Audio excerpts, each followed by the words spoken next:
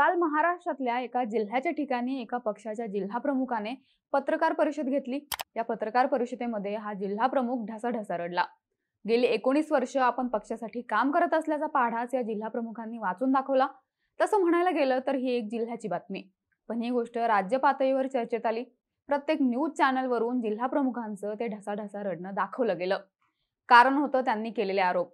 हे जिल्हा प्रमुख शिवसेनेच्या ठाकरे गटाचे, कोल्हापूर जिल्ह्याचे। गेली 19 वर्ष ते शिवसेनेत आहेत। जेव्हा कोल्हापूर जिल्ह्यात शिवसेनेचं अस्तित्व नव्हतं तेव्हापासून ते शिवसेनेच्या वेगवेगळ्या आंदोलनात सक्रिय सहभागी असत। शिवसेनेतल्या प्रत्येक बंडावेळी त्यांना दुसऱ्या गटासोबत जाणं शक्य होतं। विशेष म्हणजे नारायण राणेंचं बंड आणि एकनाथ शिंदेंचं बंड या दोन्ही बंडावेळी ते मातोश्री सोबत प्रामाणिक राहिले। असा हा शिवसैनिक रडला।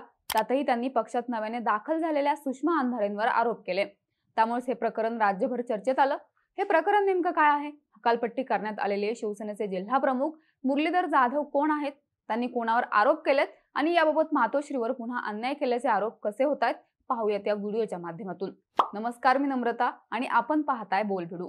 तर याची सुरुवात होते ती हातकणंगले मतदारसंघात। हातकणंगले मतदारसंघाचे विद्यमान खासदार धैर्यशील माने हे सध्या शिंदे गटात आहेत।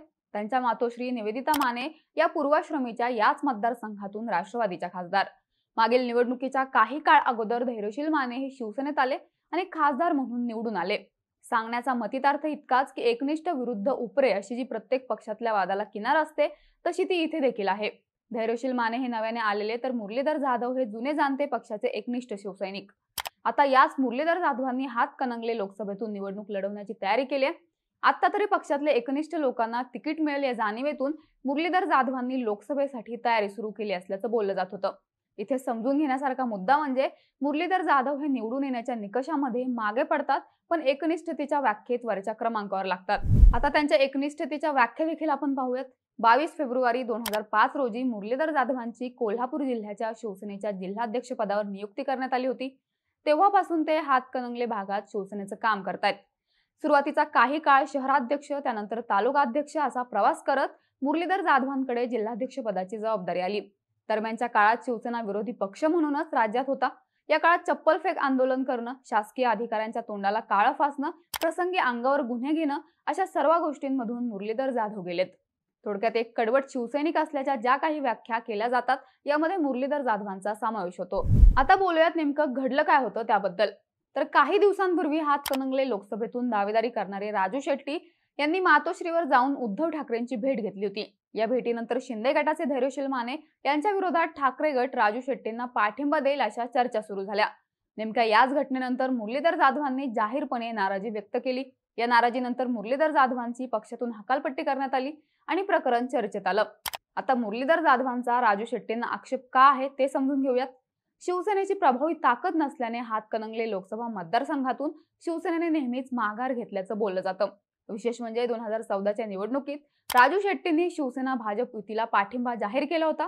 त्यामुळे 2014 साली सेना भाजप युतीने शेट्टींच्या विरोधात हातकणंगले मतदारसंघातून उमेदवार दिला नाही। 2019 साली मात्र राजू शेट्टी सेना भाजप युतीच्या विरोधात गेले।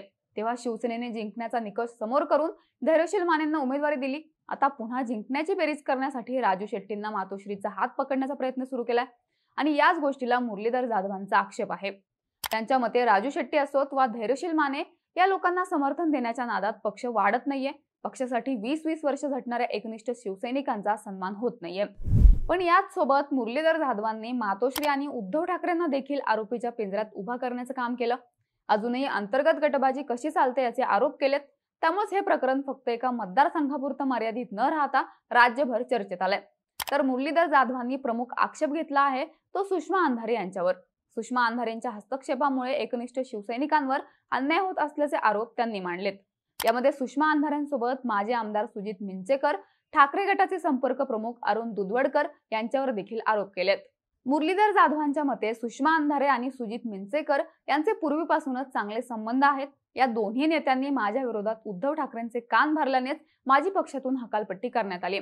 आता सुजित मिंचेकर कोण आहेत तर ते हातकणंगलेचे शिवसेनेचे माजी आमदार आहेत। 2019 साली मात्र त्यांचा पराभव काँग्रेसचे उमेदवार राजू आवळे यांनी केला होता। माजी आमदार असलेल्या मिंचेकर शिंदे गटात जाण्याच्या प्रयत्नात होते असे देखील आरोप मुरलीधर जाधवांनी केलेत। पण मिंचेकर आणि सुषमा अंधारेंचं सख्य असल्यानेच त्यांना शिंदे गटात न जाण्याचा सल्ला सुषमा अंधारेंनी दिला होता, असं मुरलीधर जाधवांनी सांगितलंय. पुढे सुजित मिंचेकरांवर आरोप लावताना मुरलीधर जाधवांनी सांगितलं की सुषमा अंधारे यांनी सुजित मिंचेकर आणि उद्धव ठाकरेंची भेट घडवून आणली. या भेटीत मी ठाकरे गटात राहावं असं वाटत असेल तर मुरलीधर जाधवांना पदमुक्त करा, अशी मागणी मिंचेकरांनी अंधारेंकडे केली आणि या दोन नेत्यांच्या अंतर्गत राजकारणाचा बळी आपण ठरलो. अर्थात मुरलीधर जाधवांनी उद्धव ठाकरेंच्या भूमिकेला अप्रत्यक्षरित्या टार्गेट केलंय. शिवाय पक्षांतर्गत कुरघोड्यांचं राजकारण कसं होतं यावर देखील भाष्य केलंय. त्यांच्या आरोपांमुळे मातोश्रीबाबत आणि सुषमा अंधारेंबाबत प्रश्नचिन्ह निर्माण होताना दिसतंय. आता मातोश्रीबाबत म्हणजेच उद्धव ठाकरेंबाबत कोणते प्रश्नचिन्ह निर्माण होतात, तर शिंदे गटाने बंड केल्यानंतर संपूर्ण शिंदे गटाचा दावा होता की मातोश्रीवर त्यांचं म्हणणं ऐकून घेतलं जात नाही.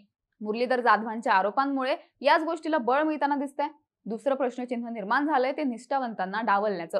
निष्ठावंतांना डावलल्यामुळेच सेनेत फूट पडली. आता जे निष्ठावंत होते त्यांच्या साथीतून पुन्हा पक्षाची निर्मिती करायची हे नरेटिव्ह ठाकरे गटाने समोर आणण्यास सुरुवात केली होती. मात्र मुरलीधर जाधवांच्या निमित्ताने निवडणुकीचा निकष हा जिंकण्याची शक्यता हाच असल्याचं दिसून येत आहे. निष्ठावंतांना आजही ठाकरे गट डावलत असल्याचं चित्र या निमित्ताने तयार झालंय. मातोश्री मागोमाग रडारवर आलेल्या दुसऱ्या व्यक्ती आहेत त्या म्हणजे सुषमा अंधारे. आता सुषमा अंधारे या शिवसेनेसोबत एकनिष्ठ नाहीत हे सांगण्यासाठी सुषमा अंधारेंच्या जुन्या भाषणांच्या क्लिप शिंदे गटाकडून आजही समोर आणल्या जातात, ज्यामध्ये त्या हिंदू देवदेवता आणि बाळासाहेब ठाकरेंवर टीका करताना दिसतात. मनीषा कायंदे, नीलम गोरे अशा महिला नेत्यांनी देखील पक्ष सोडताना सुषमा अंधारेंच्या वाढत्या हस्तक्षेपाविरोधात टीका केली होती. दुसरीकडे निष्ठावंतांना डावलल्याने सुषमा अंधारेंना विरोध झाल्याचं प्रकरण बीड जिल्ह्यात देखील घडलं होतं. थोडक्यात शिंदेच्या बंडानंतर पक्षात आलेल्या सुषमा अंधारे ठाकरेंसोबत एकनिष्ठ राहिलेल्या शिवसैनिकांवर अन्याय करत असल्याचं सार्वत्रिक मत या राजकीय नाट्यामुळे उभा राहताना दिसलं. आणि याच गोष्टींमुळे प्रकरण एका जिल्ह्यापुरतं मर्यादित असून देखील त्याची चर्चा राज्यभर होताना दिसते.